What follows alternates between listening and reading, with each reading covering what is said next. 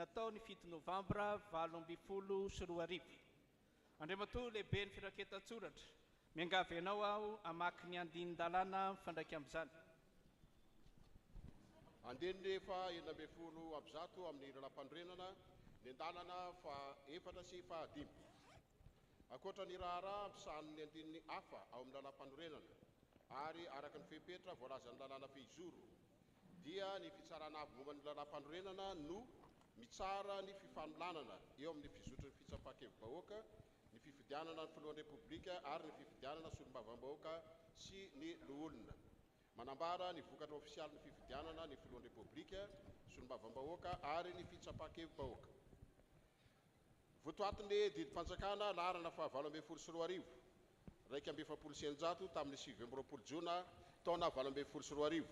Anaikana ny mpifidy andasabato amin'ny fifidianana ny filohan'ny pirenena mialoha ny fotoana andininy voalohany sy faharoa.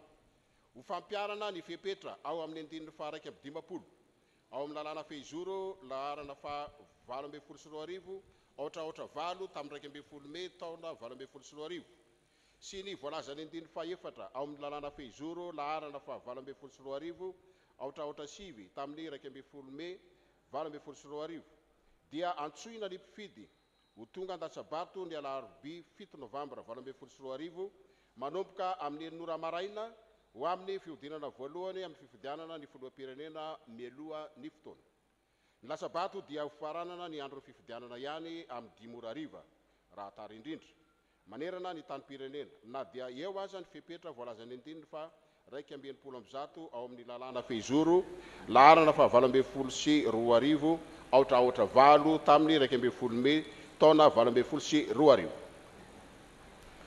Lalàna fehizoro laharana fa 2024 ohatraohatra 7 tamin'ny 12 Mey taona 2024 mikasika ny fifidianana ny filohan'ny repoblika. Andininy fa 150 ny fitsaranavo momba ny lalam-panorenana no manao ny fanambarana ofisialy ny voka-pifidianana raikitra ao amin'ny fepotona ao anatin'ny fepotona 7 andro manomboka ny vaninandro na moany vaomera-pirenena maleo tena no sahana ny fifidianana ny voka-pifidianana vonjimaika. Andininy fa 30 ambara ny fitsarana avy momba ny lalam-panorenana fa voafidy tamin'ny fifidianana fihodinana voalohany ny pilatsa-kofidiana izay nahazo ny Antsasamanila ny vato manan-kery. Raha tsy misy ny Antsasamanila dia ambarany ny voka-pifidianana azo ary tondroiny ny anaran'ireo pilatsa-kofidiana roa izay nahazo ny sambato manan-kery be indrindra no any ekena hiatrika ny fifidianana fihodinana faharoa. Andininy fa 50 ny fitsaranavo momba ny lalam-panorenana no maefa hitsara izay rehetra fangatahana na fanoherana mikasika ny toe-javatra izay manandrafitra ny fikarakarana ny raharaham-pifidianana sy ireo izay mikasika ny fizotry ny latsabato. Ny fitsaranavo momba ny lalam-panorenana irery ihany no manam-pahefana afaka manafoana tanteraka na amin'ny ampahany ny voka-pifidianana no ny antony tsy fanarahana ny fombafomba fototra. Mandritra ny fanaraha-maso ny fitanana antsoratry ny bora-pifidianana sy ny sapana miandraikitra ny fanisam-bato dia afaka mampakadra raha avy hatrany ny fitsarana momba ny lalam-panorenana na tsy misy fitarainana azy raha toka heveriny fa misy fantikana ny fepetran-dalàna na didy mampitsipika na antony hafa mahakasika ny filaminam-bahoaka. Andininy fa 40 ny fepotona anaovana ny fampakaran-draharaha dia ferana ho 2 andro aoriana ny namoany vaomera-pirenena maleo tena misahana ny fifidianana ho fantatry ny be sy ny maro ny vokatra vonjimaika. Votoatin'ny fanapahana laharana fa 20 tamin'ny 20 Aogositra 2024 mametra ny listra raikitra ny kandida ho amin'ny fihodinana voalohany fifidianana ny filohan'ny repoblika ny andininy voalohany. Toy izao manaraka izao ny listry ny kandida amin'ny fihodinana voalohany fifidianana filohan'ny repoblika atao ny 7 ny volana novambra 2024 araky ny filaharana tamin'ny fametrahana ny antota-taratasy filatsahako fidiana. Voalohany, Andry Nirina Rajoelina avy amin'ny tanora malagasy vonona. Faharoa, Ravelonarivo Jean antokom-bahoaka. Fahatelo, Mayol André Christian Dieudonné Gideona fandresena ny fahatrana eto Madagasikara.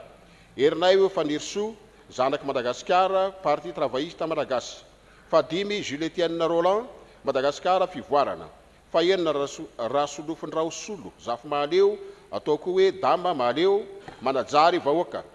Fahafito Rabary Andrianiaina Paul miasa. Fahavalo Rabiarso Sara Parti libéral démocrate. Fahasivy Randriamorasata Sou Norbert UDECMAC MTP. Fahafolo Ratsetson Jean-Jacques Jedidia fahefa mividy no ilain'ny malagasy FMI MA. Faraika amby folo Berzico Jean Omer Atsika Madagascar.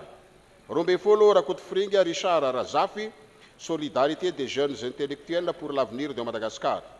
Fatelo amby folo Radilfe Mami Richard Rosso ho amin'ny démocratie sociale.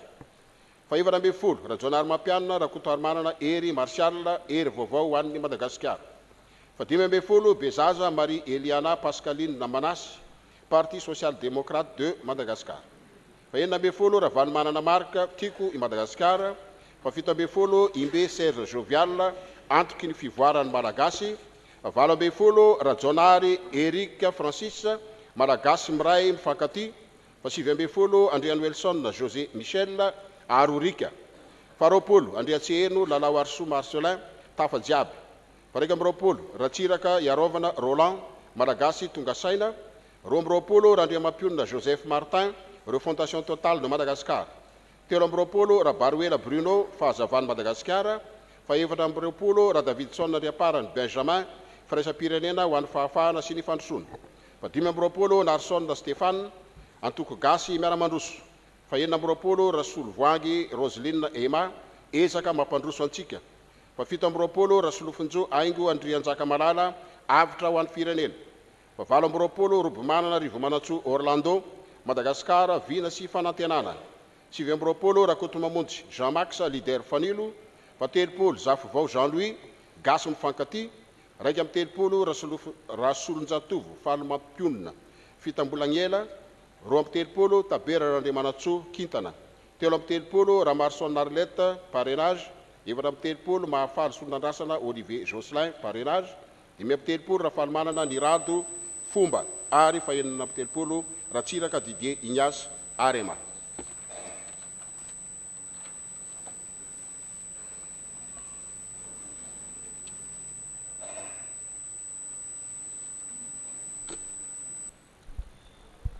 Didim-pitsarana laharana raiky amby folo HCC AR tamin'ny 20 ny volana novambra 2024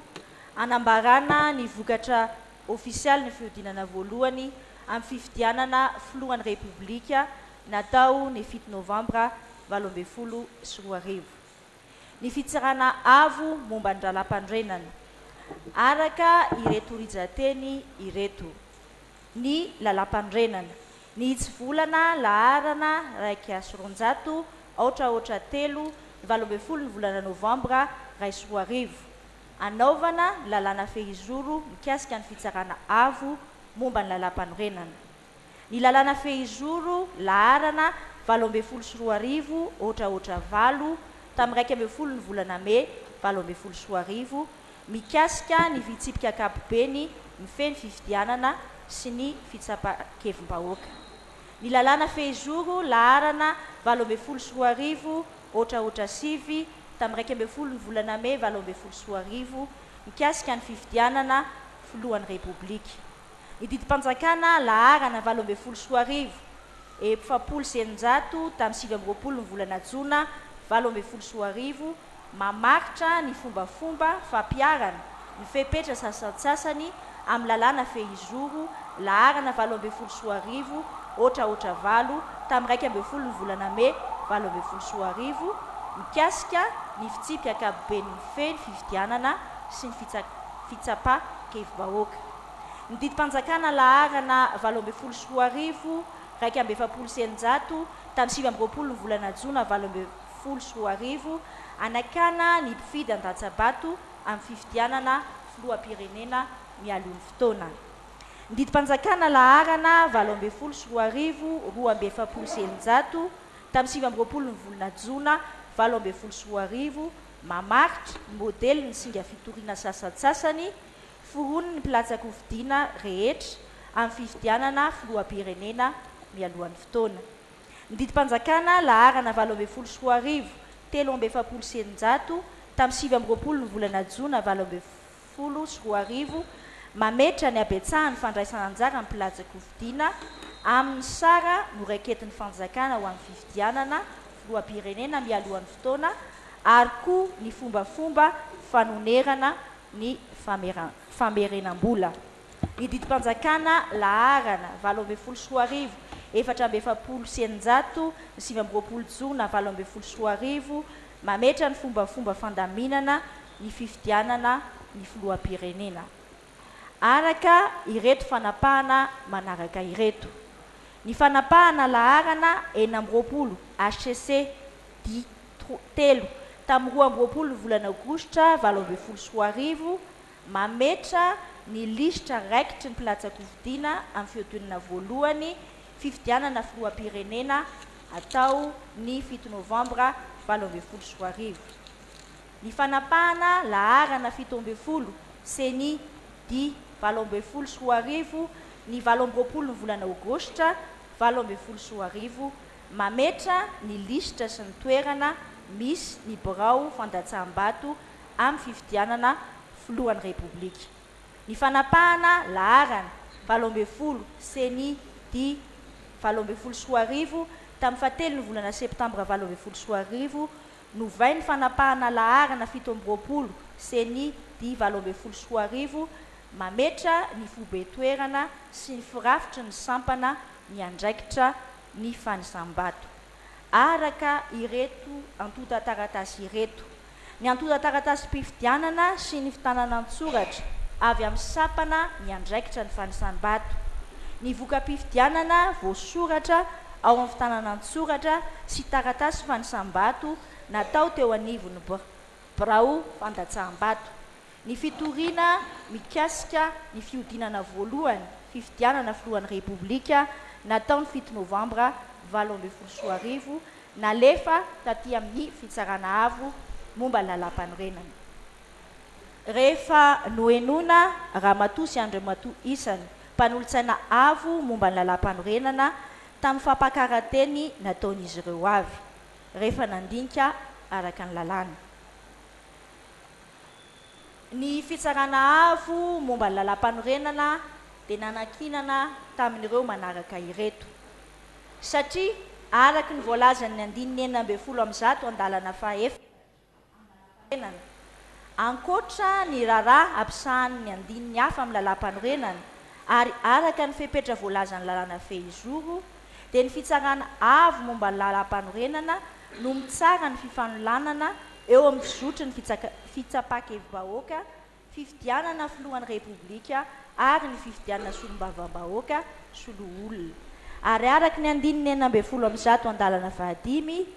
izy no manambara ny vokatra ofisialy ny fifidianana filohan'ny repoblika solombavam-bahoaka ary ny fakana hevitra amin'ny alalan'ny fitsapakevim-bahoaka. Satria araky ny voalazan'ny 900 andalana voalohany amin'ny lalàna fehizoro laharana 20 ohatraohatra valo ny fitsarana avo momba ny lalam-panorenana no manapaka amin'izay rehetra fangataha-pitsarana ifanolanana momba ny fitsapakevim-bahoaka fifidianana repoblika ny fifidianana ireo solombavam-bahoaka sy ireo loolona. Ary ny 570 ny lalàna fehizoro laharana 20 ohatraohatra sivy mikasika ny fifidianana filohan'ny repoblika dia manampy fa ny fitsarana avo momba ny lalam-panorenana no maefa hitsara izay rehetra fangatahana na fanoherana mikasika ny toe-javatra izay mandrafitra ny fikarakarana raharaham-pifidianana sy ireo izay mikasika ny fizotry ny latsabato. Ny fitsarana avo momba amin'ny lalam-panorenana irery ihany no manam-pahefana afaka manafoana tanteraka na amin'ny apahany ny voka-pifidianana noho ny antony tsy fanarahana ny fombafomba fototra. Satria ny 920 lalàna fehizoro laharana 20 ohatraohatra sivy voalaza etsy ambony dia manambara fa ny fitsarana avo momba lalam-panorenana no manao ny fanambarana ofisialy ny voka-pifidianana raikitra ao anatin'ny fepitaona ny 9 andro manomboka ny vaninandro namoahany vaomeram-pirenena maleo tena misana fifidianana ny voka-pifidianana Vonjimaiky.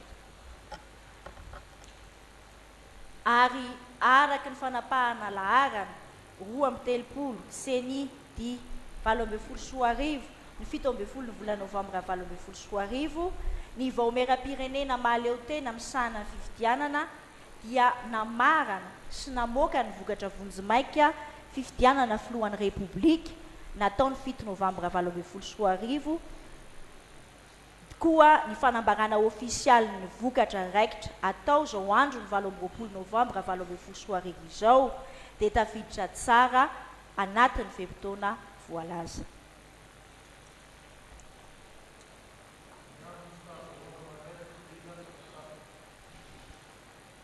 Satria araka ny voalazany andiny faharoa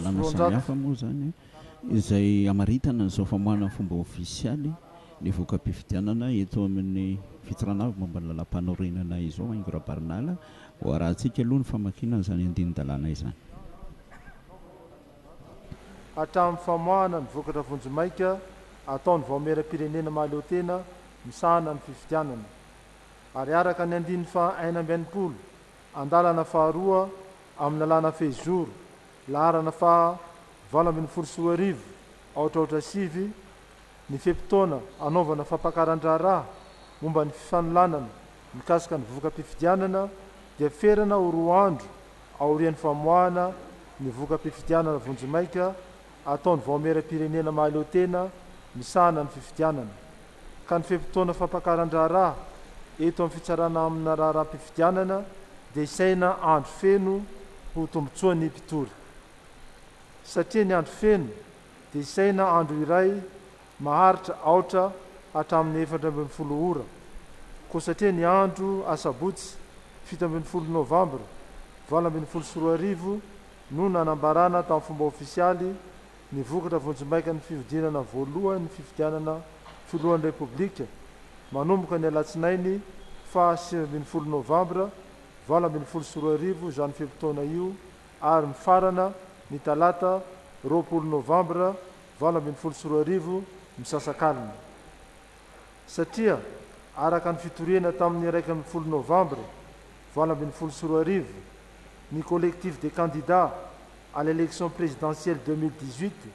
dia mangataka ny fitsarana avo momba ny lalam-panorenana hiandry ny valin'ny fanadiadiana nataon'izy ireo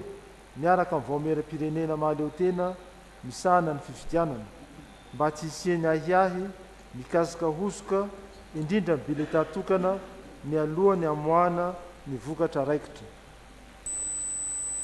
ka ny mpanao fangatahana izay miantehitra amin'izay voalazany andininy faharoanjato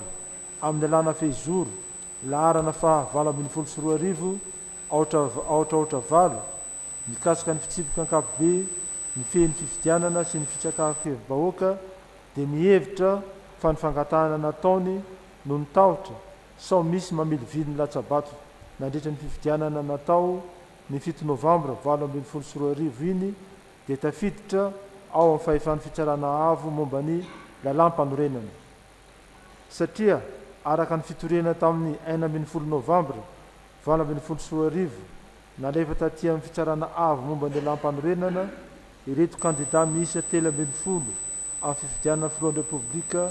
nataony 7 novambra 2024 voalaza nara-manaraka ireto: Andriamatoa Andriatsiheny Marcelin, Andriamatoa Imbe Serge Jovial, Andriamatoa Rasolofontsoa Haingo, Andriamatoa Taberan'Andriamanantsoa, Ramatoa Bezaza Marie Eliana, Andriamatoa Ratsetson Jean-Jacques, Ramatoa Ramarson Arlette, Andriamatoa Rakotomamonjy Jean-Max, Andriamatoa André Mayol, Andriamatoa Rasolofonjatov Farimampionna, Andriamatoa Randriamampionna Joseph Martin, Andriamatoa Rajonary Mampianina Hery Martial, ary Andriamatoa Mahafaly Solonandrasana Olivier dia mangataka ny fitsarana etoana hanome baiko. Voalohany, hampisehoana ireo bileta tokana tsy nampiasaina tamin'ny latsabato. Faharoa, hampitahana ny bileta tokana amin'ny vokatra Vonjimaika navoaka ny CENI. ary fahatelo anafoanana ny fifidianana sy ny latsabato tamin'ny 7 novambra 2024 satria araka ny fitorenany tamin'ny 14 novambra 2024 napetraky maître Emeralda Nas Mercher tao amin'ny fitraketan-tsoratra ny fitsarana avy momba ny lalam-panorenana ny kandida laharana faharoa-roapolo solonandrasana Olivier Jocelyn Mahafaly dia mangataka ny fitsarana itoana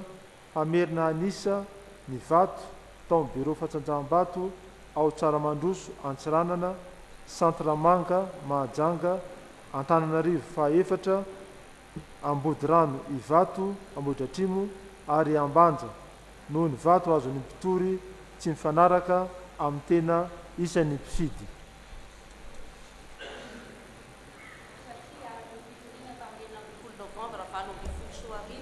Napetraky ny mpisolo vava azy tao amin'ny firaketan-draharaha Andriamatoa Andry Nirina Rajoelina candidat amin'ny fifidianana filohan'ny Repoblika nataon'ny 7 novambra 2024 dia nangataka amin'ny fitsarana etona hanafoana ny raharaham-pifidianana tamina bureau fandatsaham-bato miisa 7 noho ny tsy vetezan-javatra hita tao satria ny mpanao fitoriana dia nilaza fa nisy ny tsy ara-dalàna nandritra ny fifidianana ka hevery ny faniteraka fanafoanana ny raharaham-pifidianana tamina bureau fandatsaham-bato maromaro izany araky ny andininy fa 5 amin'ny tsy volana laharana ray sy 2 ohatraohatra 3 anaovana ny lalàna fehizoro mikasika ny fitsarana avy momba ny lalam-panorenana dia milaza fa ny fitsarana avy momba ny lalam-panorenana no manafoana ny raharaham-pifidianana tao amin'ireo bureau fandatsaham-bato voakasika izany raha voapirofo fa ny zavanitranga na ny raharahatoerina dia nampivoana ny fandatsaham-bato amin'ny itsiny sy nanova ny hevitra nokendren'ny fidy tamin'ny latsabato. Ankoatr'izany ny andininy fa 5 andalana faharoa amin'ny lalàna fehizoro laharana 7 sy 2 ohatraohatra 7 mikasika ny fifidianana amin'ny filohan'ny Repoblika dia milaza fa ny fitsarana etona ihany no manam-pahefana afaka manafoana tanteraka na amin'ny ampahany ny voka-pifidianana noho ny antony tsy fanarahana ny fombafomba fototra. Koa lazainy izany fa ny fitsarana avy momba ny lalam-panorenana no fitsarana maefa momba ny fifidianana satria ny fangatahana dia mikasika ny fifidianana filohan'ny Repoblika tamin'ny 7 novambra 2024 ary ny fitarainana dia milaza ny fahasarotan'ny fampiasana ny zo an-datsabato ho an'ny mpifidy sasantsasany noho ny tsy fetezan-javatra mikasika ny kara-pifidianana sy ny karatra tsy ara-dalàna fizarana vola nandritra ny fampelezan-kevitra ary tsy fantatra izay ny hafaran'ny bileta tokana tsy nampiasaina nefa tena ilaina ny jerena azy ireny mba tsy hisiany ahiahy ka ireo rehetra ireo dia tafiditra ao amin'ny fifanolanana amin'ny fifidianana filoha-pirenena izay andraikitry ny fitsarana etona ho fampiarana ny andininy fa 9 amin'ny zato amin'ny lalam-panorenana andininy fa 200 amin'ny lalàna fehizoro laharana 7 sy 2 ohatraohatra 7 mikasika ny fitsipika ankapobeny ny feny fifidianana sy ny fitsapakevy-bahoaka andininy fa 5 andalana voalohany sy faharoa amin'ny lalàna fehizoro laharana fa 7 sy 2 ohatraohatra 7 mikasika ny fifidianana amin'ny filohan'ny Repoblika satria araky ny fitoriana tamin'ny 9 novambra 2024 sy 2 Andriamatoa Andry Nirina Rajoelina araky ny andininy fa 7 sy 300 amin'ny lalàna fehizoro laharana 7 sy 2 ohatraohatra 7 mikasika ny fitsipika ankapobeny feny fifidianana sy ny fitsakevy-bahoaka dia nangataka ny fitsarana avy momba ny lalam-panorenana hanafoana ny vato azon'ny kandida laharana fa 5 tamina bureau fandatsaham-bato 3 tao amin'ny EPP Ambohitsara 3 efitrano voalohany efitrano faharoa efitrano fahatelo nandritry ny fifidianana filohan'ny Repoblika nataon'ny 7 novambra 2024 sy 2 noho ny fisian'ny fifidianana vato nandritry ny fifidianana satria ny andininy fa 5 amin'ny lalàna fehizoro laharana fa 7 sy 2 ohatraohatra 7 mikasika ny fifidianana filohan'ny Repoblika dia milaza ao amin'ny andalana voalohany fa ny fitsarana avy momba ny lalam-panorenana no maefa itsara izay rehetra fangatahana na fanoerana mikasika ny toe-javatra izay mandrafitra ny fikarakarana ny raharaham-pifidianana sy ireo izay mikasika ny fizotry ny latsabato ka ny fifidianana vato dia anisan'ny heloka manakatsakana ny fahafahana sy ny fahamarinan'ny latsabato koa ny fitsarana avy mba ny lalam-pandrenana hatrany no mahefa ny amin'izany satria ny andininy fa 400 amin'ny lalàna fejour laharana fa 7 ohatra valo mikasika ny fitsipika akapobe mifehy ny fifidianana sy ny fitsakam-pevokahoaka dia milaza mazava fa ny fitoriana izay atao rososiny tsy ampandoavina adia sy sara-piraketana am-boky mba tsy hahafoana azy dia tsy maintsy sy ny avina ary misy ny kopia voamarina ara-dalàna amin'ny kara-pifidianana ny mena maimaimpona na ny fanamarinana ny meny vaomiera-pirenena mahaleo-tena misahana ny fifidianana na ny ratsa-mangaikany eo anivon'ny faritra araky ny fisehoan-javatra koa ny tsy fampiarahana io kopia ny kara-pifidianany mpanao fangatahana io dia mitarika ny tsy fahazona mandray ny fangatahana satria momba ilay fitoriana voalaza eo amin'ny andalana 10 tsy voalaza mazava ny anaran'ny mpitory tsy misy soniny fitoriana ary tsy ao ny kopia ny kara-pifidianana Andriamatoa isany André Mayol Randriamampiona Joseph Martin ary mahafaly sonana Rasina Olivier koa tsy voady izany ny fepetra-ndalàna voalaza ety ambony ka arak'izany lazaina fa tsy azo raisina ny fitoriana satria mialohan'ny fifidianana ny fitsarana avy mba lalam-panorenana miaraka amin'ny voamiera-panjakana mahaleo-tena misahana ny fifidianana dia nanomana atrikasa manerana ny renivonim-paritany rehetra ampahafantarana sy anentanana ny momba ny fifanilanana eo amin'ny raharaha-pifidianana ary nisy boky mikasika ny fifanilanana ara-pifidianana tota ny fitsarana etony ary naparitaka koa natao izay faran'izay tratra mba ho taridalana ho an'ireo anao fitoriana amin'ny raharaha-pifidianana koa ny tsy fanajana ny paika tokony arahana dia mitarika ny tsy fahazahoana mandray ny fitoriana noho izany ny tsy fisian'ny kopiny kara-pifidianany mpitory na ny fanamarinana avy amin'ny seni dia mitarika ny tsy fahazoana mandray ireo fitoriana rehetra voalaza ety aloha ny amin'ny fangatana fanafanana ny lasabaty manontolo satria araky ny fitoriana tamin'ny 17 novambra 2024 Andriamatoa Razona Ramampianina Rakotoarimanana Hery Marsial kandidata amin'ny fifidianana filohan'ny Repoblika dia nangataka ny fisarana avy momba ny lalam-panorenana anambara fa foany ny raharaha-pifidianana fiodinana voalohany tamin'ny fifidianana filohan'ny Repoblika natao ny 7 novambra 2024 manerana ny tany Pirenena miaraka amin'izay vokany araky ny lalàna satria ny fitoriana dia mifototra amin'ny fanakianana ny raharaha-pifidianana filohan'ny Repoblika tamin'ny 7 novambra 2024 ny fanakianana dia mahakasika ny zavatra tsy ara-dalàna hita mialoha nandritra ny fiampielozan-kevitra ny ankatoka sy ny andro ny fifidianana ka ny tanjon'ny fitoriana dia ny fanafoanana ny raharaha-pifidianana fiodinana voalohany tamin'ny fifidianana filohan'ny Repoblika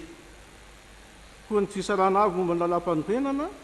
amin'ny mahafisarana misahana ny fifidianana azy dia manana fahefana tsara araky ny andininy fa 40 andalana fa 4 amin'ny lalam-panorenana andininy fa 17 sy 13 amin'nisy volana laharana fa 1 aotraotra 3 anaovana lalàna fejour mikasika ny fisarana avo momba ny lalam-panorenana andininy fa 15 andalana voalohany sy faharoa amin'ny lalàna fejour laharana fa 24 aotraotra 7 mikasika ny fifidianana ny filohan'ny Repoblika satria ny fitoriana dia avy amin'Andriamatoa Razona Ramampianina Rakotoarimanana Hery Marsial kandida amin'ny fifidianana filohan'ny Repoblika araky ny fanapahana laharana fa 40 HCC Tsivalana V3 tamin'ny 12 Aogositra 2024 amerana ny listra raikitry ny kandida amin'ny fiodinana voalohany fifidianana filohan'ny Repoblika natao ny 7 novambra 2024 ary izy dia nandasa-bato tao amin'ny fari-pifidianana nisy azy ka ny fepetra ndalàna mikasika ny paika arahana amin'ny mpifanoloanana afa-pifidianana na ny fombafomba na ny fe-potoana voalaza ny andininy fa 200 andalana voalohany sy faharoa ary fahaefatra andininy fa 300 sy 400 amin'ny lalàna fehizoro laharana fa 740 aotra valo mikasika ny fisipoka akapobe ny feny fifidianana sy ny fisapahakevim-bahoaka dia tanteraka koa azo raisina zany ny fitoriana satria araky ny voalaza ny andininy fa 5 andalana faharoa amin'ny lalàna fehizoro laharana faha 740 aotra sivy mikasika ny fifidianana ny filohan'ny repoblika ny fisarana etoana irery any no manam-pahefana afaka manafoana tanteraka na amin'ny ampahany ny voka-pifidianana no ny antony sy fanarana ny fombafomba fototra da ny zavatra lazaina dia mikasika ny fandokan-dalàna indrindra ny tsy fitovian'ny samy kandida ny nampivaona ny fandrasam-bato amin'ny hitsiny sy ny fanovana ny hevitra nokendren'ny mpifidy tamin'ny lasa-bato koa raha manana endrika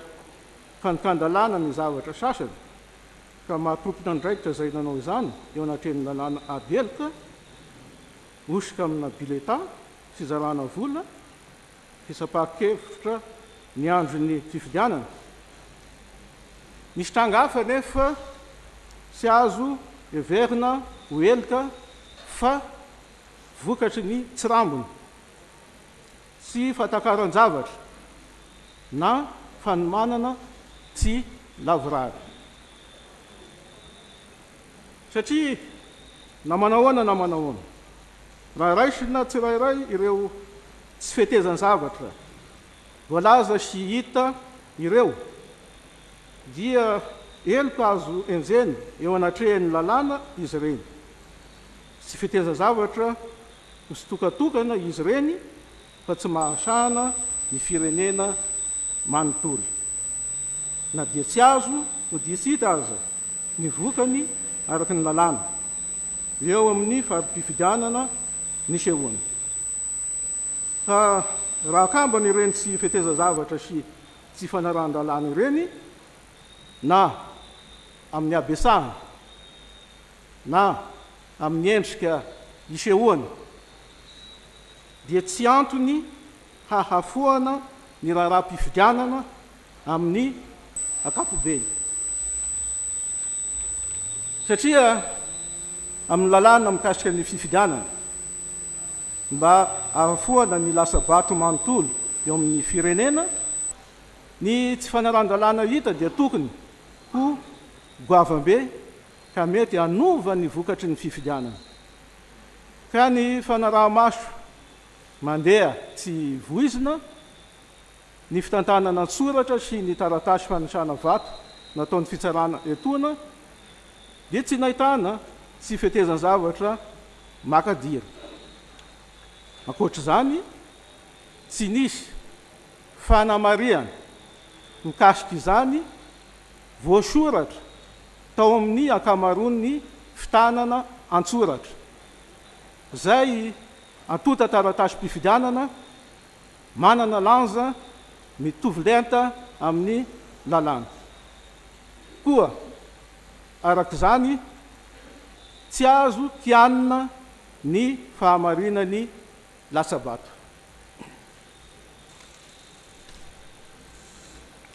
ny amin'ny fitoriana hanafoana ny vato azo andin'ny lalàna ny fitoriana samihafa sy ny voarakitra ny lalàna mahakasika an'izay fitoriana izay raha tsika hatrany aloha zany a izay famakina ny fitoriana tonga sy ny voafaritry ny lalàna endrakitany ny fitaranavy-monolampanorenana momba izay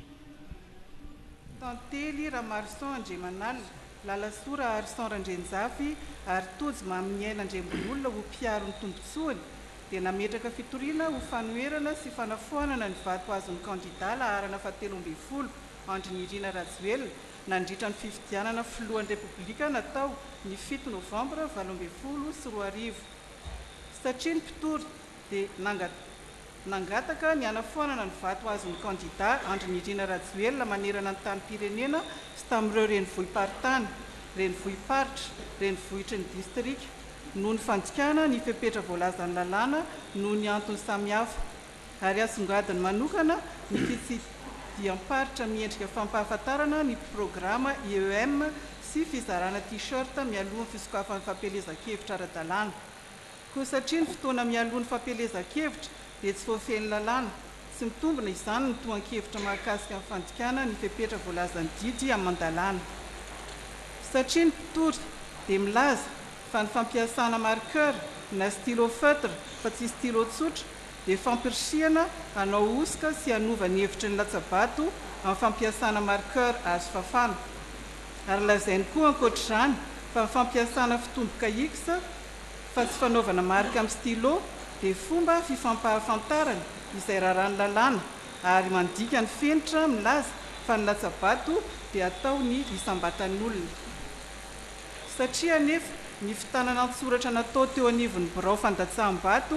sady nanaovany fitsarana avy momba ny lalam-panorenana fandiniana mandeha tsy voizina dia tsy manasongadana fisina marika fampahafantarana nataona mpifidy tamin'ny bulletin ka atao arian'ny fandinian'ny fitsarana etona ny bulletin dia tsapa fa ireo fomba isan-karazany fanehoana safidin'ny mpifidy dia tsy nampiseho fa nisy ny marika fampahafantarana miverimberina ary ny fampiasana ny fitomboka x dia fanentanana avy amin'ny fitsarana etona taoriana ny fifidianana loholona farany teo mba hitoviany fomba hanehoana ny safidy noho izany ny fanakianana nitiny mpitory dia tsy manimba ny tsy ambaratelon'ny latsabato koa tsy mitombona izany ny tohan-kevitra ny lazaina satria araka ny voalazany andininy faharoa amin'ny lalàna fehizoro laharana fahavalo-ambin'ny sy roa arivo aotraotra valo ny vata fandatsaham-bato dia mangarahara mitovy manerana ny Madagasikara ary tsy tokony isy afa-tsy irika iray ihany voatokana ampidirana ny taratasy latsabato tokana alatsaka mpifidy tsirairay avy ny vata fandatsaham-bato tsy maintsy atao talaky maso amin'ny olona rehetra alohany anoboan'ny latsabato sy rehefa avy niarana natrika ny fanamarinana fa foana tsy misy ninoninona ny vata fandatsaham-bato dia tsy maintsy hidiny filohan'ny birao fandatsaham-bato na izany aza nefa dia azo eritreretina ny fampiasana karazana vata fandatsaham-bato hafa manome antoka ambony indrindra amin'ny filaminana satria filazana tsy misy pirofo fa nisy vata tsy mangarahara miisa 4,000 eo manerana ny tany-pirenena sy fisiny fitantanana an-tsoratra mahakasika ny fahitana vata fandatsaham-bato tsy mangarahara miisa 720 na maizina ary kosary dia tsy azo lazaina ho tsy fihetezan-javatra satria ny andalana farany amin'ny andininy faharoa amin'ny 20 voalaza etseloha dia manome alalana ny fampiasana vata fandatsaham-bato karazany hafa ary raha toa ka natao ny fombafomba izahana fa foana ireo vata ireo sady mihidy dia foana ny aya amin'ny mety isiany osika ary ankoatr'izay tsy misy fitanana an-tsoratra manambara fanodikodinana ny eo amin'ny vata fandatsaham-bato mandritra ny andron'ny fifidianana noho izany sy mitombina ny anton-javatra lazaina kandida laharana fa 420 Eliana Bezaza satria Andriamatoa Abdallah solitenany kandida laharana fa 420 Eliana Bezaza dia mangataka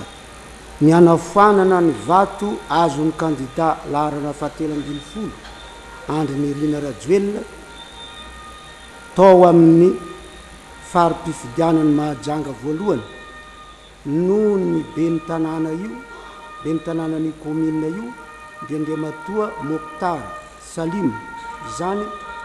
nanao fampelezan-kevitra ho an'ny kandida laharana fa 320 ka izany dia mandika izay voalaza amin'ny andininy fa 60 20 320 amin'ny lalàna fehizoro laharana fa 20 sy 2 arivo ohatrohatra valo tamin'ny raiky ambiny folo ny volana may taona 2024 mikasika ny fitripika ankapobe ny feny fifidianana sy ny fitsapan-kevy bahoaka satria ny voalazan'ny andininy fahenipolo sy 20 dia mikasika ny mpiasa-panjakana sivily na miaramila sy izay olona tsy mpiasa-panjakana misana asambony na asa-panjakana mbaratonga ambony mandray anjara amin'ny fampielezan-kevitra ho an'ny kandida iray ka ny be ny tanàna amin'ny maha-olom-boafidy azy nia tsy voakasiky ny andininy faha-20 sy 20 ka afaka mandray anjara amin'ny fampielezan-kevitra ho an'izay kandida tieny amin'ny ankapobeny ny fanohanan'ny olom-boafidy eo an-toerana kandida iray dia ara-dalàna ary tsy faneriterena hoentina anovana ny vokatry ny latsabato izany satria ny andininy fa 17 amin'io lalàna fehizoro io dia milaza fa raha rana ny fampiasana ny loharanom-bola am-panjakana indrindra ny fidirana amin'ny fitaovam-panjakana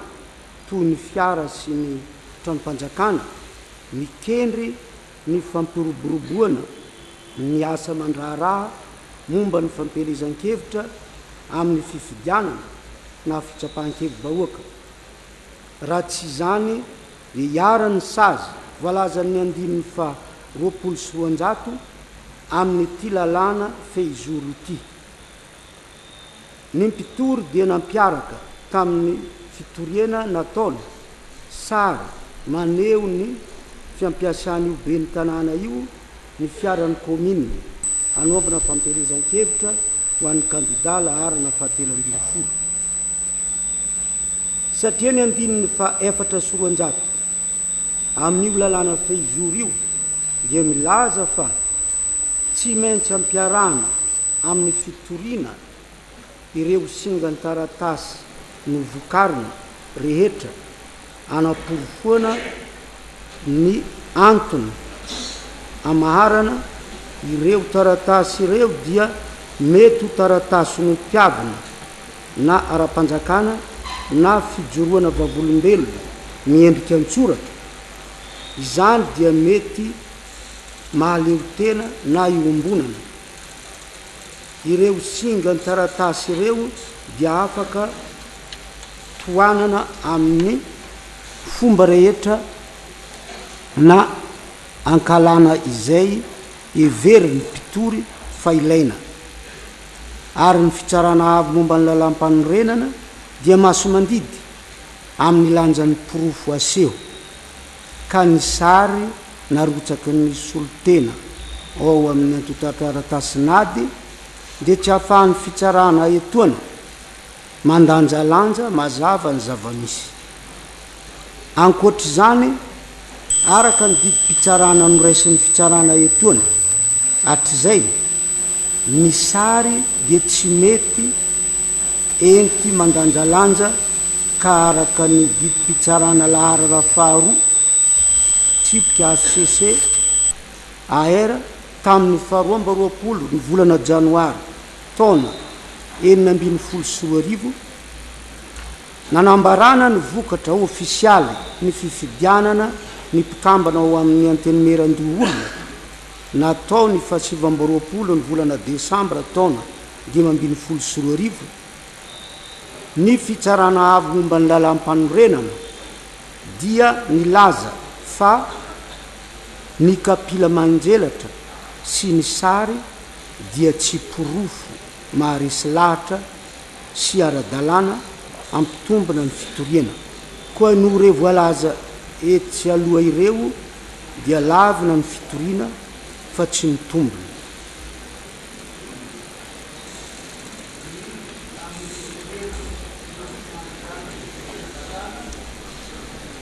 mandritra ny fifidianana filohan'ny repoblika satria ny fikambanana sahala dia nametraka fitoriana tao amin'ny firaketa soratra ny fisaranavy no malalam-panorenana tamin'ny 20 novambra 2024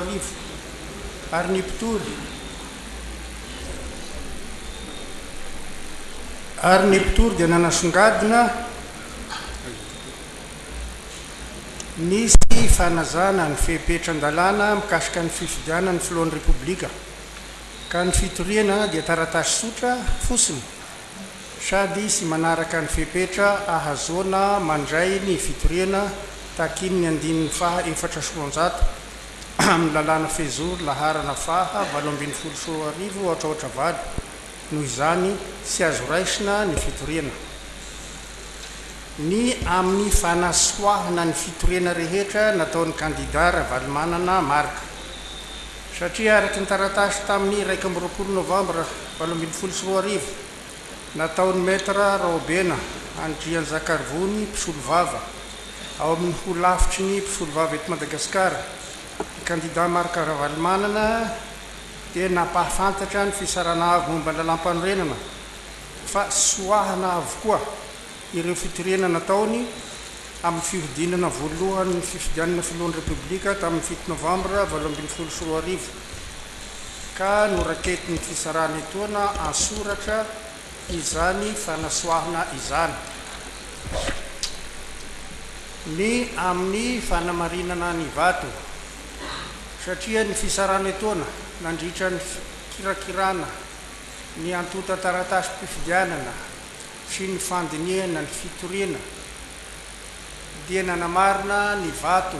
azon'ny kandida sirairay isaky ny bureau fandasam-bato araky ny fitanana soratra sy ny taratasy fanisana vato tonga teo aminy na avy any amin'ny sampana mpanisa vato satria ny andininy faha 5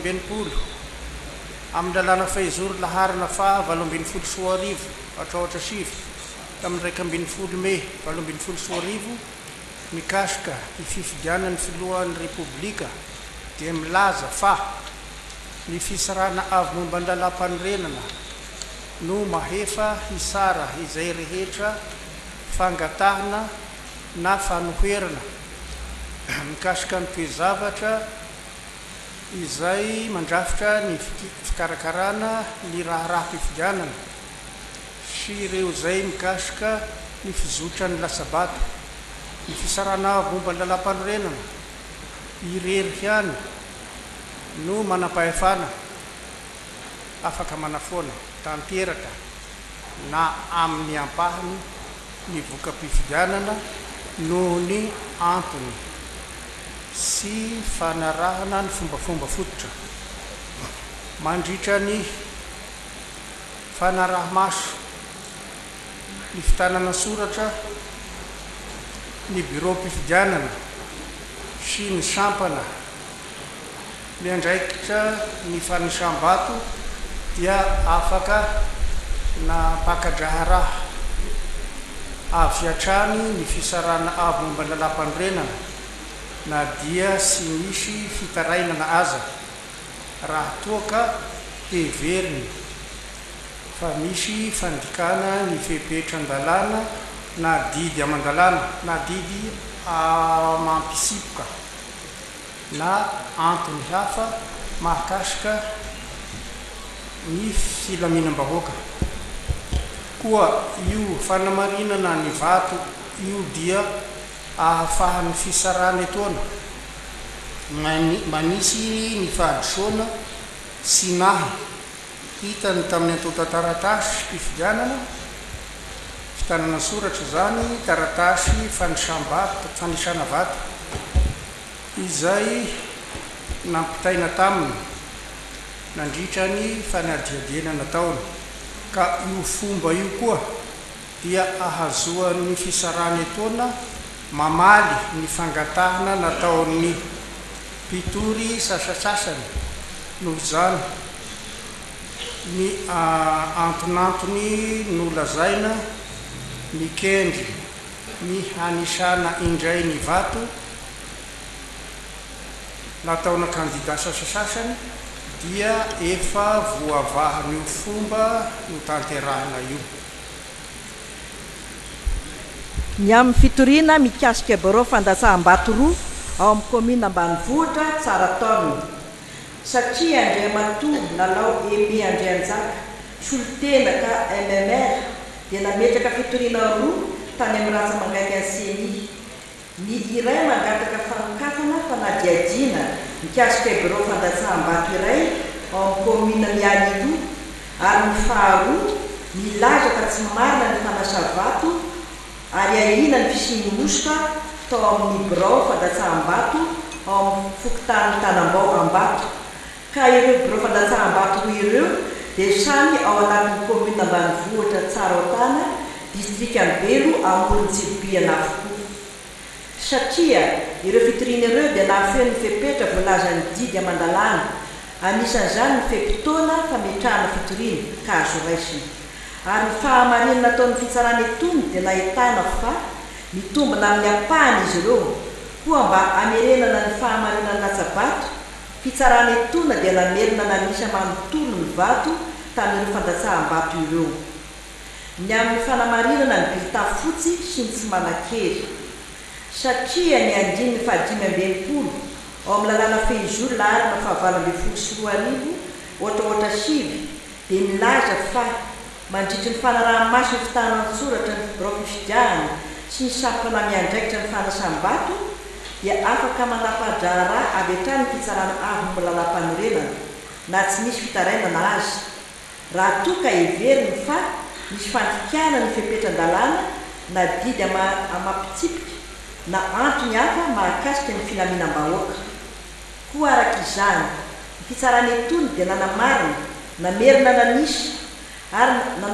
nampanakery indray ireo bilita voalaza amin'ny tsirariny fa hoe fotsy sy tsy manan-kery tamina birao fifidiahana misy 3 amin'ny zato tao amin'ny distrikany Ambatolampy, Betavy, Tsiromandidy,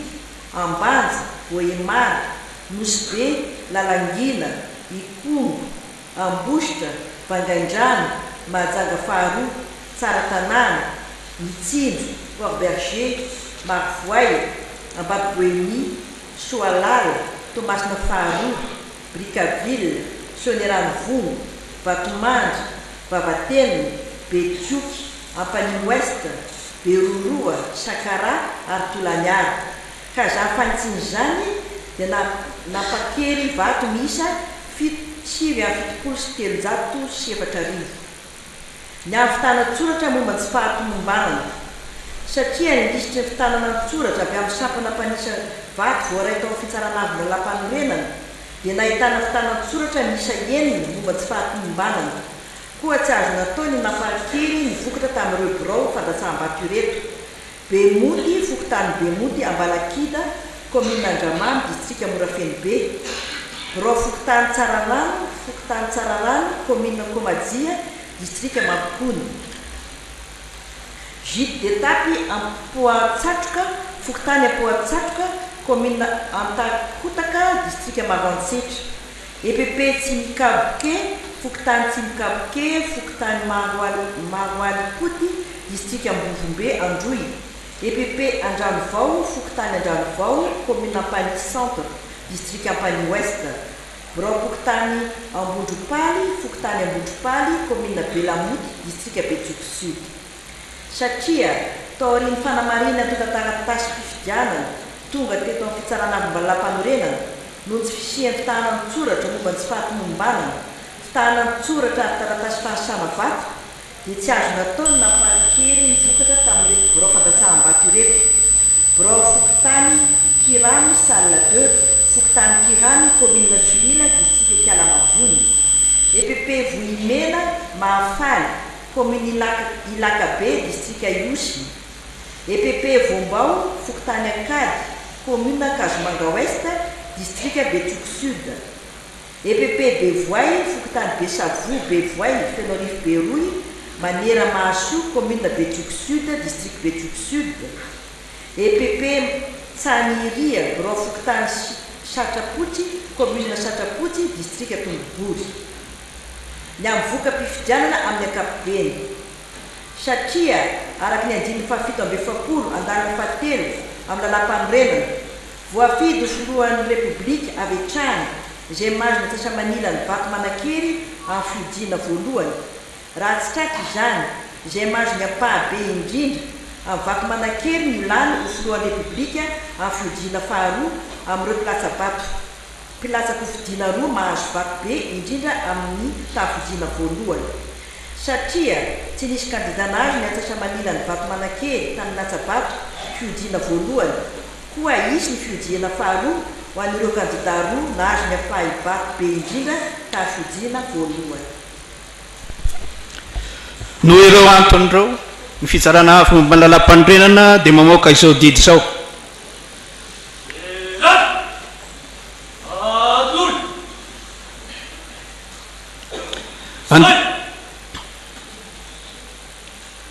Andiny voalohany tsy azo raisina ireo fitorinana ataon'ny collectif des candidats Andriamatoa Andretsery Marcelin, Andriamatoa Imbe Serge Jovial, Andriamatoa Rasolofonjo Aingo, Andriamatoa Taberra Randriamanatsoa, Ramatoa Bezaza Marie Eliana, Andriamatoa Ratsetson Jean-Jacques, Ramatoa Ramarson Arlette, Andriamatoa Rakotomamonjy Jean-Max, Andriamatoa André Mayol, Andriamatoa Rasolofonjato Falmampionna, Andriamatoa Randriamampionna Joseph Martin, Andriamatoa Rajonar Mampianna Her Martial ary Andriamatoa Mahafaly Solonandrasana Olivier,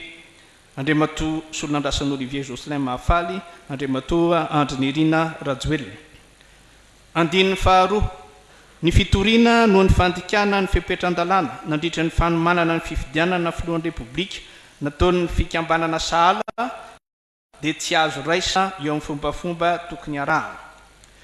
Andiny fahatelo ny fitoriana ho fanafoanana ny latsabato manontolo nataon'Andriamatoa Her Martial Rajonar Mampianna Rakotoary Manana dia tsy azo raisina nefa tsy mitombo. Andiny fahaefatra ny fitoriana ny ben'ny tanàna ny Mahajanga nataon'ny kandida Liana Bezaza dia azo raisina nefa tsy mitombo. Andiny fahadimy ny fitoriana nataon'Andriamatoa Her Martial Rajonar Mampianna tamin'ny 17 Novambra 2024 dia azo raisina nefa tsy mitombo. Andiny fahaenina ny fitoriana ho fanafoanana ny vato azon'ny kandida Andrinirina Rajoel noho ny fandikana ny fipetran-dalàna dia azo raisina nefa tsy mitombo. Andiny fahafito noraketin'ny fitsarana avy momba ny lalam-panorenana an-tsoratra ny fanatsoahan'ny kandida Ravalomanana Marika ny fitoriana nataony ka nofoanana ny fitoriana rehetra natao tamin'ny anarany.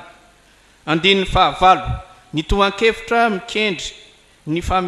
famerenana ny fanisana vato nentin'ny kandida sasatsasany dia voava tamin'ny alalan'ny fanamarinana ny vato azon'ny kandida tsirairay isaky ny bureau fandatsaham-bato araka ny fitanana-tsoratra sy ny taratasy fanisana vato. Andiny fahasivy ny fitsarana etona dia namerina ny fanisana ny vato rehetra tao amin'ireo bureau fandatsaham-bato roa nanaovana fitoriana tao amin'ny commune Tsaraotana.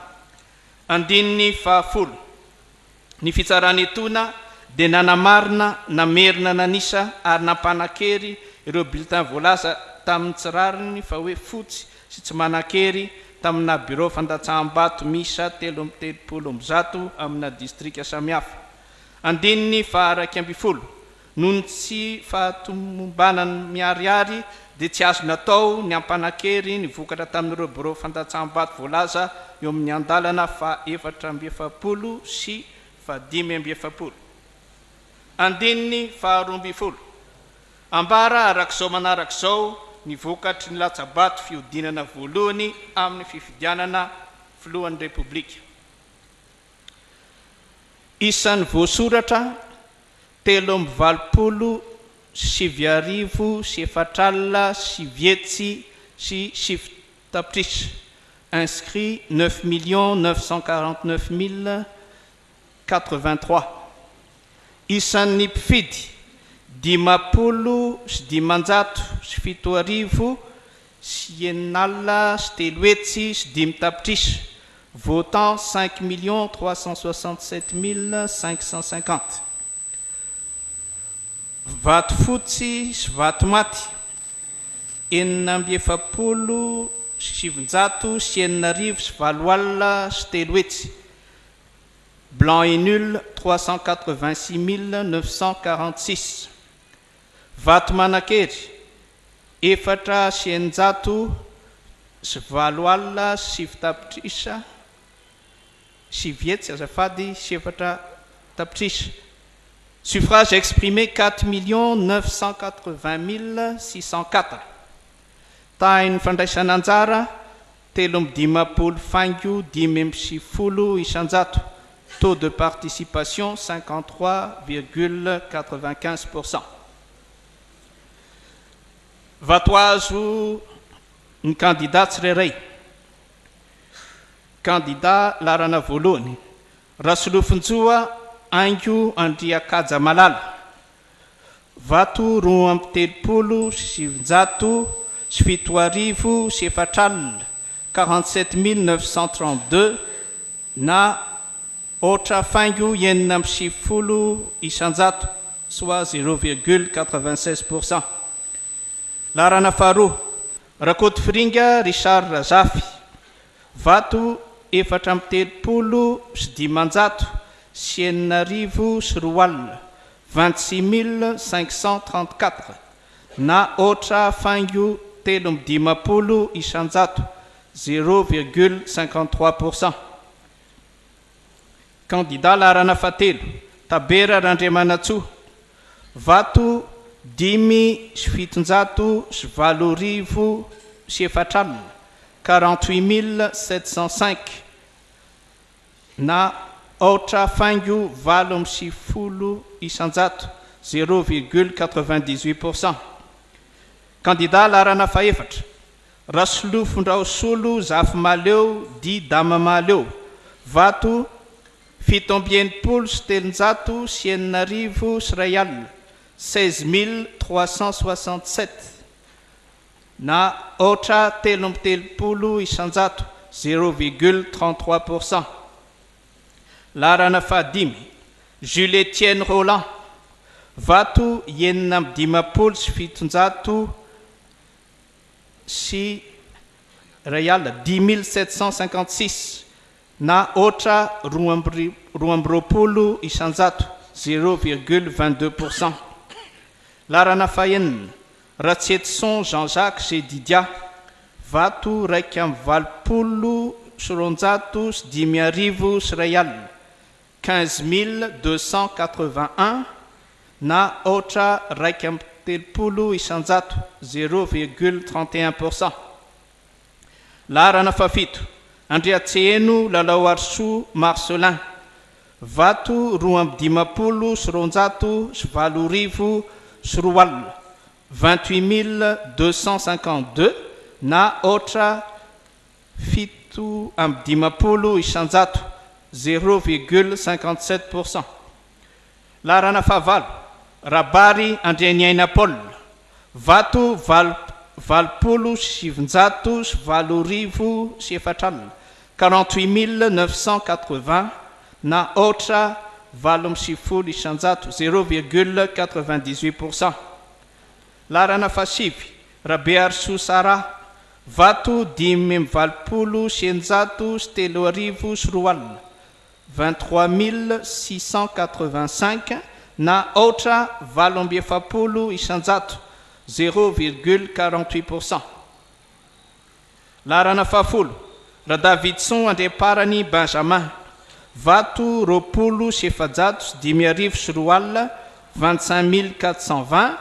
na otra 2,50 isanjato 0,51%. Larana farakambifolo Rafalimanana Nirado. Vato 9,70 sy 700 sy 7 sy 5 alina 57 476 na ray faingo 5,50 isanjato 1,15%. Larana faharoambifolo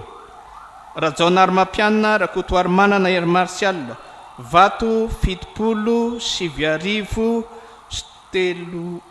alina sy 4 439 070 na otra 8 faingo 7,20 isanjato 8,82%.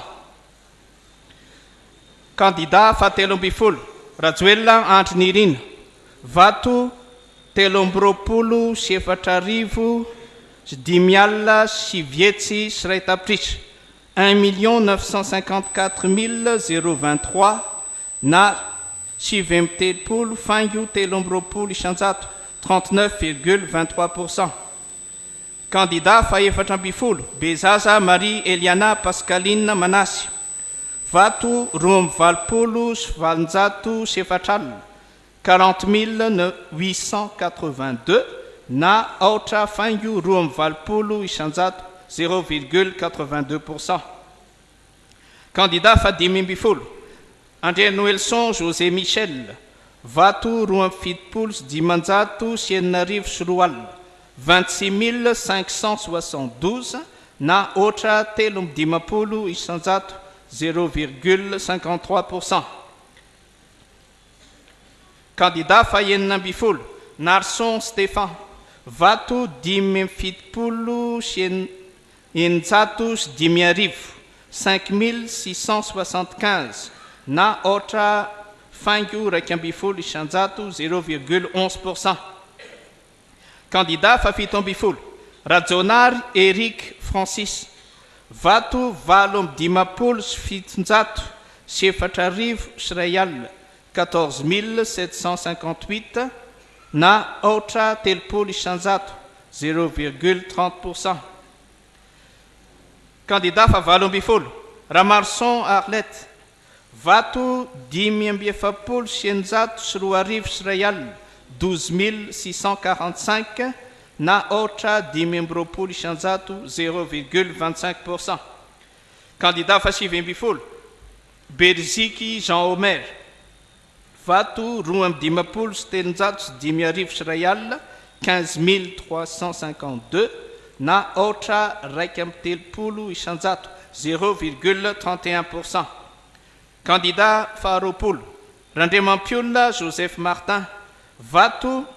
3 700 sy 7,10 sy 10,000 57 903 na ray fango enina ambifolo isanjato 1,16%. Candidat fa raiky ambiroapolo Ratsiraka Didier Ignace vato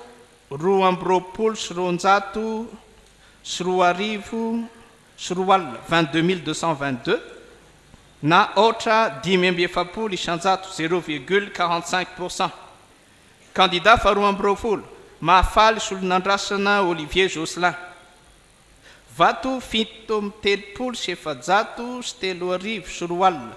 23 437 na otra 7,70 isanjato 0,47%. Candidat fa 3,20 Radilfe Mami Richard vato 7,70 sy fitonjato sy roa arivo sy efatralina 42 748 na otra fango enina ambivalo isanjato 0,86%. Candidat fa efatra ambiroapolo Ernaive Fanirisoa vato 7,70 ambijato sy efatrarivo sy ray alina 14 117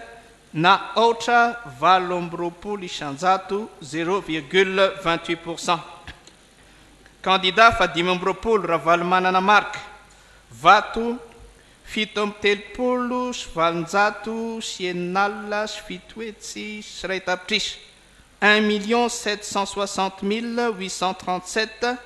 na 5,30 fango 5,30 isanjato 35,35%. Candidat fa enina ambiroapolo Imbe Serge Jovial vato 2,20 sy sivinjato sy 7 arivo sy ray alina 18 962 na otra 7,30 isanjato 0,38%. Candidat fa fito ambiroapolo Ravelonarivo Jean vato 4,20 sy roanjato sy 7 arivo sy roa alina 29 224 na otra fango 7,10 isanjato 0,59%. Candidat fa 8,20 Randriamorasata Solnorbert vato 9,20 sy 10,000 5086 na otra 10 isanjato 0,10%. candidat fa 7 Zafivao Jean-Louis vato 2 6162 na otra 2 isanjato 0,12%. Candidat fa 3 Rasolonjatovy Faly Mampionina vato 970 12.276 na otra 5 isanjato 0,25%. Candidat fa 3 Rakoto Mamonjy Jean-Max 770 11.377 na otra 3 isanjato 0,23%. Candidat fa 3 Rabaruel Bruno vato 770 9.981 na otra 2 isanjato 0,20%. Candidat fa 3 Ratsiraka Yarovana Roland vato 770 21.377 na otra 3 isanjato 0,43%. Candidat fa 3 Mayol André Christian Dieudonné 770 63.391 na ray fango 7 isanjato 1,27%. Candidat fa 3 Rob Mananarivo Manantsoa Orlando vato 2 14.561 na otra fango 7 isanjato 0,29%. Candidat fa 3 Rasolo Voangy Roseline Emma vato 7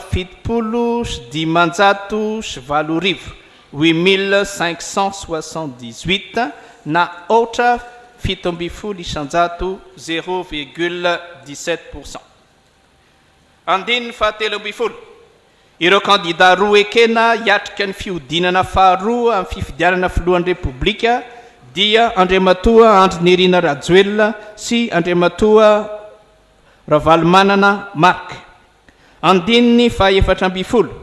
didin'ny fitsarany etona ny famerenana ny antobola 50 tapitrisa ariary amin'ny candidat Andrinirina Rajoelina sy Ravalomanana Mark. Andininy fa 5 izao didim-pitsarana izao dia ampahafantarina ny filohan'ny repoblika mpisolo-toerana, ny filohan'ny tenimeran'olona mpisolo-toerana, ny filohan'ny tenimeram-pirenena, ny prime ministre sady lehibe ny gouvernementa avoaka amin'ny gazety-mpanjakana ny repoblika ary atao petadrindrina eo amin'ny foibe toeran'ny fitsarana etona. Ny famakinana zay zany nivokatra fiodinana faharoa Aingora Barnaba. Araky ny efa nalatsika mivantana teo dia izay zany ny didina voakan'ny fitsarana avy momba ny lalam-pandrenana makasika ny voka-pifidianana ofisialy ny fifidianana filoham-pirenena fiodinana voalohany Citoyen Rakoto Arivonjy. Nisy teo ny andininy maromaro nampahafantarina ny amin'ny makasika ireo fitoriana isan-karazany, misy ny tsy azo raisina, misy ny tsy mitombona, ary teo ihany koa ny famakina ireo vokatra azo avy hatrany hovakitsika avy hatrany izay vokatra ofisialy. Misy kabary kely ataony filohan'ny fitsarana avy momba ny lampandrenana sivily sy miaramila ry vahoaka malagasy tsy vaky volo tomboky lahy vokatra zay azo ary ny fanapaha-kevitra zay noraisiny ty fitsarana fitoam-pitsarana mezinezina ity.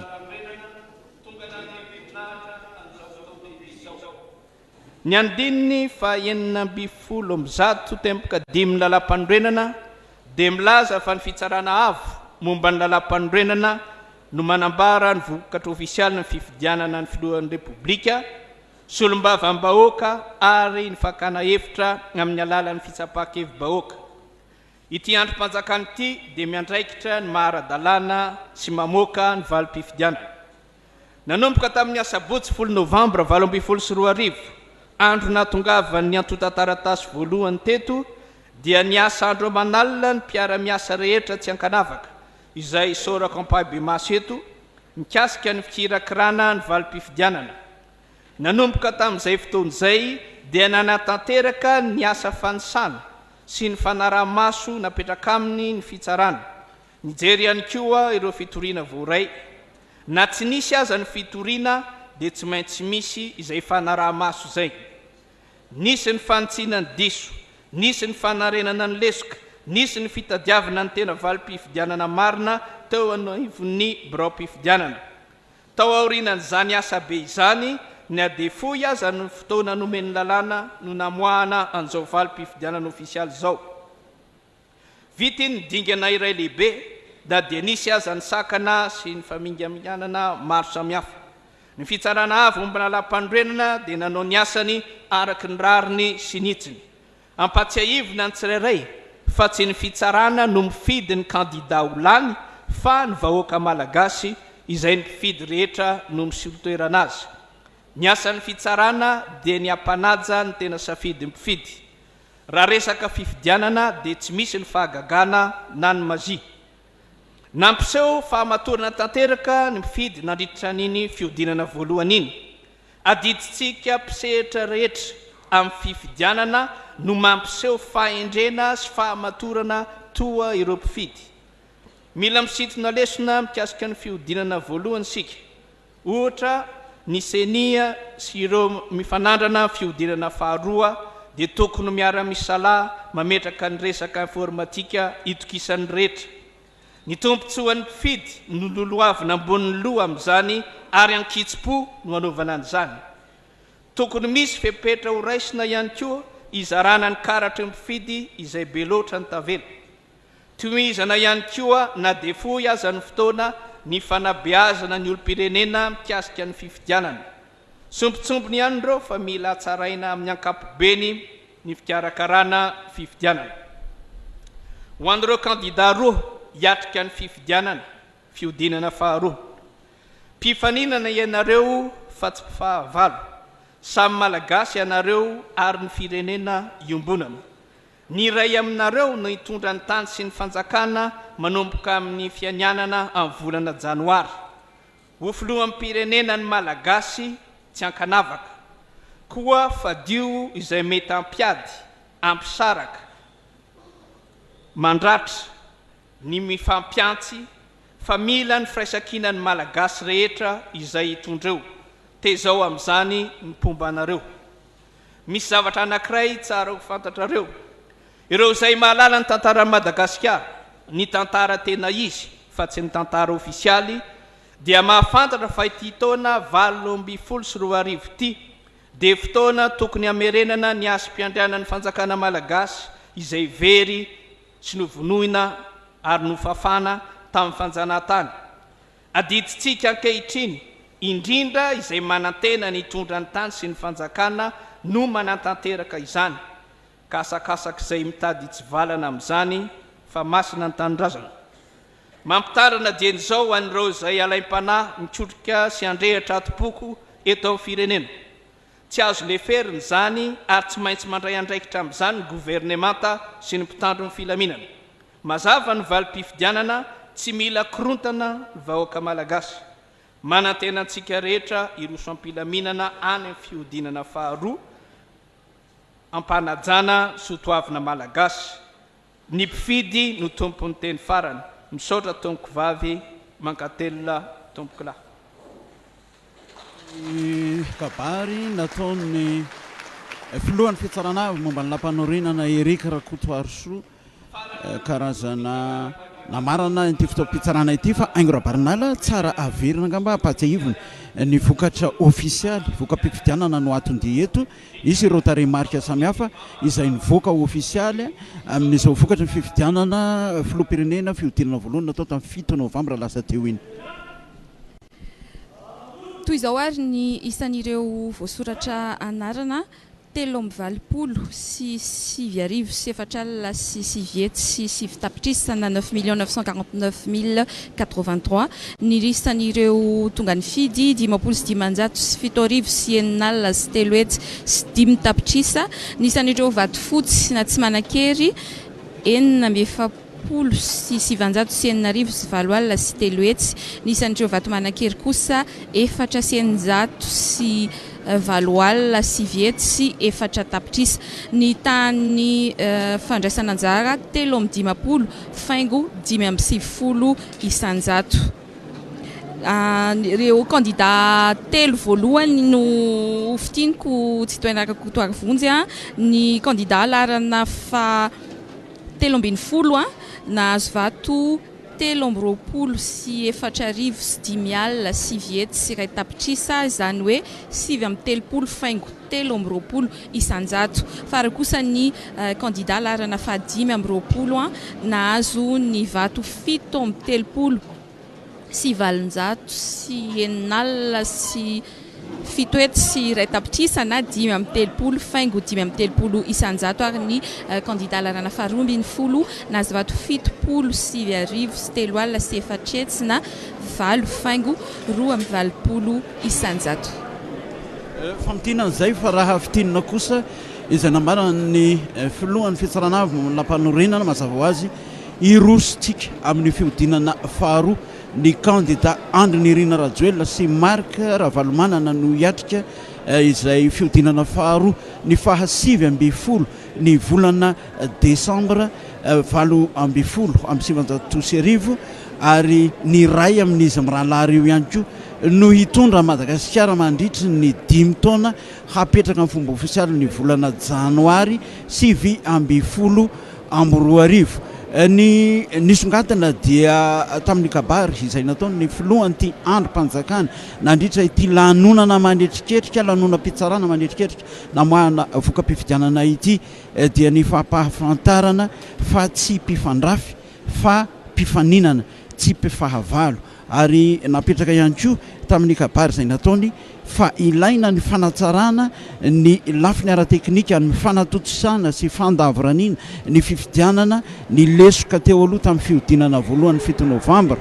toy ny fampiasana ny informatika mba ho fitaovana informatika kely rehetra raha izay eo ihany koa ny lisym-pifidianana ary ny fanabeazana ny olom-pirenena farany moa lafiny ara-tantara tokoa ny volana septambra 20 amby valonjato sy arivo no veriny fiandrianam-pirenena 20 amby 2 arivo tsika zao ao anatin'ny fotoana amerenana an'izany amin'ny laoniny rehefa very 200 taona lasa izay no fitantarana mivantana avy eto Ambohidahy isaorana ny ekipa teknika rehetra Aingo Rabarnala nanatotosa izao fitantarana mivantana izao averina any Anosy ny antenne.